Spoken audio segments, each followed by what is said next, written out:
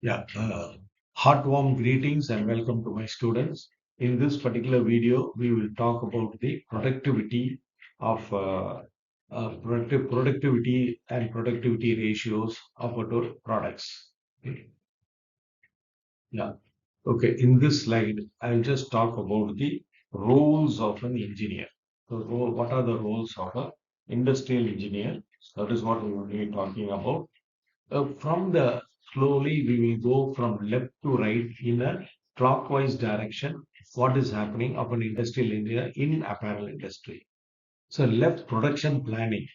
The work of an apparel engineer, what we call industrial engineer, is basically line balancing and capacity balancing.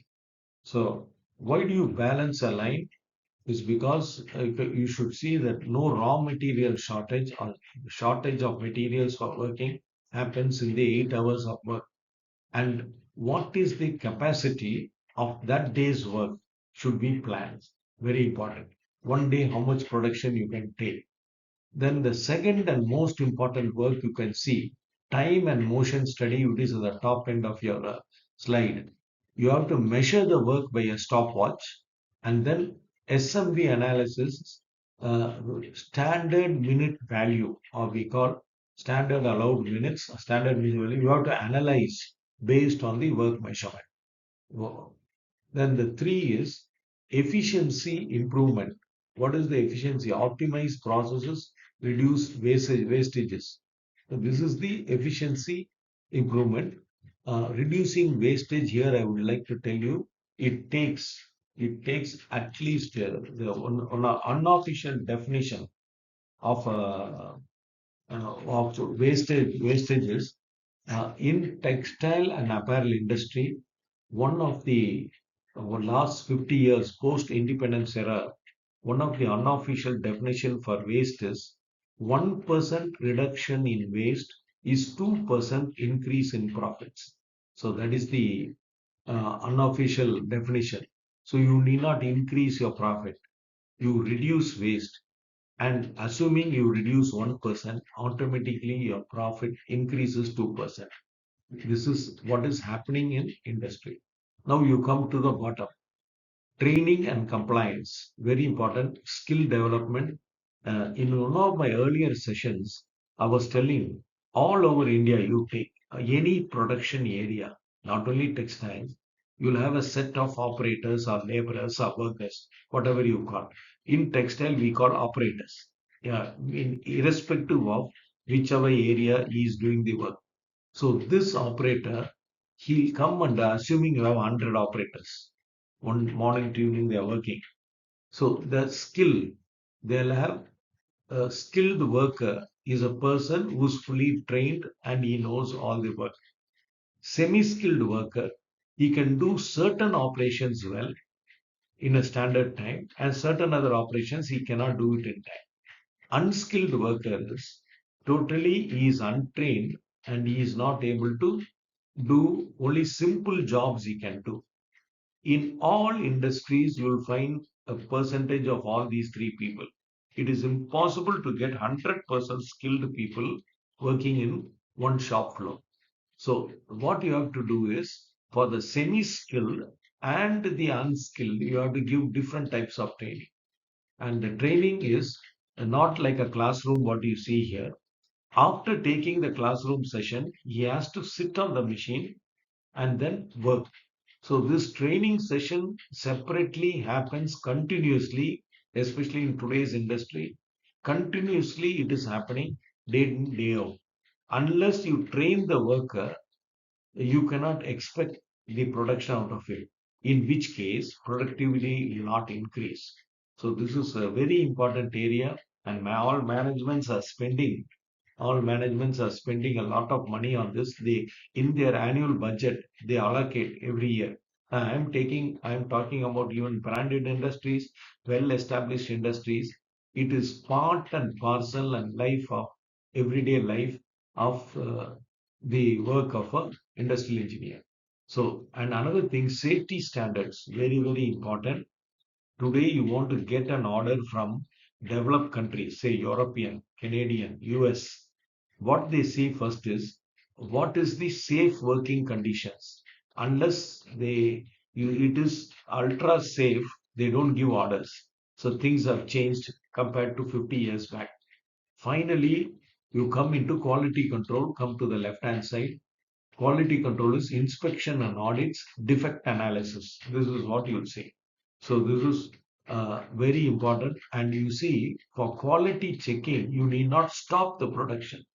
There are parts where, as the production is going on, you can check. There are areas where you have to stop the production and check. So that is comes under quality control. And finally, all this is done to reduce the cost. Without reduction in cost, impossible to survive in today's competitive market. Especially we are in last 20 years, we come under the world market wherein any country can export anything to any other country. Earlier it was not so. There were quota systems. Lot of corruption took place in these quota systems. And finally, in 1992, under the prime ministership of Mr. Narasimha Rao, and the then finance minister, Mr. Manmohan Singh, who was our prime minister for 10 years, they signed a document in Sao Paulo, the capital of Brazil country, where 162 countries took part, and they all agreed for a World Trade Organization, WTO, very famous word, World Trade Organization, and that is rules and regulation for import and export of any goods from the country. But later on, they found that everyone is doing the export and import, and one who is able to give a particular quality at a reduced rate, he only gets the order. That is where the cost reduction becomes very important. So, reduce cost and save resources. This is what it is. So, very important. This, especially in the electrical area, green energy has come is talk of the day. Solar power, then you have wind power. The idea is to reduce pollution and save your resources. This is what the idea is. So this is a basic work of an apparel engineer. The reason I'm taking more time for one slide. Then cost reduction, let us take, without which we cannot get employment.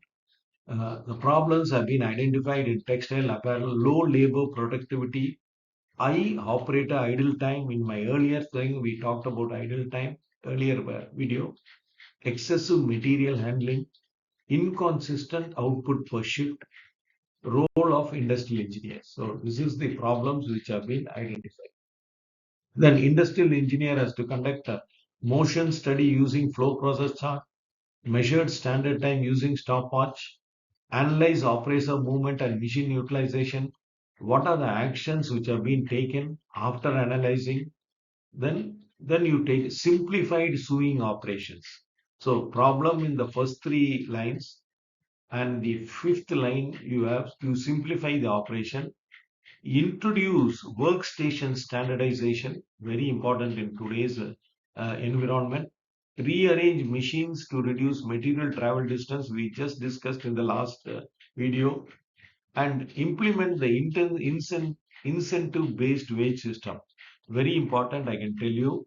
The average shirts, men's full sleeve shirt coming out of one machine for one day, morning to evening, 44 shirts in Japan, 22 in China, 18 in Bangalore, and 14 in other cities, 14 to 16. So where we are lagging behind. So the guy who is able to stitch 22 shirts, he's not happy with the salary because the other guy stitched only 16. You have to give him incentive in whichever way it is possible, so that he continues to utilize his full skills for stitching 22 shirts, which is a profit for the organization. So this is what the incentive based wage system is. So that is what we're basically talking about. And then labor productivity, by the results show, increased by 25%, material handling time reduced by 35%. Naturally, the cost of garment is reduced, and incentive is given to the operator, so his morale is very high. These are the key learnings that we take from this particular talk about this. I'm just like, then ergonomic improvement, of course problems are identified. Ergonomic is the way we sit and stand while we are working. and how much of tiredness, fatigue means tiredness, comes into it. So that leads to low productivity. And what are the actions taken? Finally, industrial engineering balances efficiency with human welfare. So very important. Get the best out of the worker and also see that his welfare in terms of health and other benefits to his family are continued. Thank you very much. Thank you.